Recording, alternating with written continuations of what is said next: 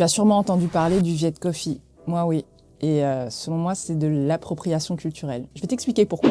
L'appropriation culturelle, il y a énormément de définitions, mais ce qu'il faut vraiment retenir, c'est que c'est pas empêcher deux cultures de s'influencer les unes des autres, surtout quand elles sont sur un pied d'égalité, non, ça c'est bien. Par contre, l'appropriation culturelle, c'est quand il y a un emprunt culturel d'un groupe dominant vers un groupe dominé, et ça dans un contexte de domination. Il y a 3 critères qui peuvent vous permettre d'identifier une appropriation culturelle, et ces critères, ils ont été théorisés par Rodney Williams. Premier critère, l'absence de crédit. Est-ce que je mentionne la culture concernée? Par exemple, Kim Kardashian avait lancé une marque qui s'appelait Kimono sans jamais parler du Japon. Deuxième critère, absence de rétribution financière. Est-ce que je donne un peu des sous aux communautés concernées ou est-ce que je me fais de l'argent juste pour moi? Troisième critère, l'absence d'autorisation. C'est toujours mieux quand on lance un business de co-construire avec les communautés concernées. Ce qui m'a beaucoup dérangé dans la démarche de Viet Coffee, c'est leur marketing en fait, c'est leur façon de présenter les choses. Ils ont toute cette rhétorique du voyage en fait, faire un voyage et prendre un petit bout de culture et le rapporter comme si on l'avait découvert et qu'on l'avait inventé. Je suis désolée, c'est du néocolonialisme. En fait, il y a plein d'autres aussi petits commerçants qui vendent également du café vietnamien ou des produits vietnamiens et qui sont invisibilisés parce qu'ils n'ont pas forcément les mêmes codes d'école de commerce, de marketing. Eux, ils ont des codes de dominants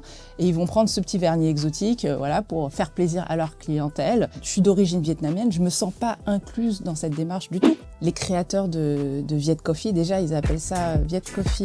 Donc certes, ils vendent du café vietnamien, mais ils vendent aussi du hojicha, du matcha qui est japonais. Donc ça fait un peu gloubi-boulga de cultures asiatiques. Et on a l'impression que l'Asie, c'est un pays.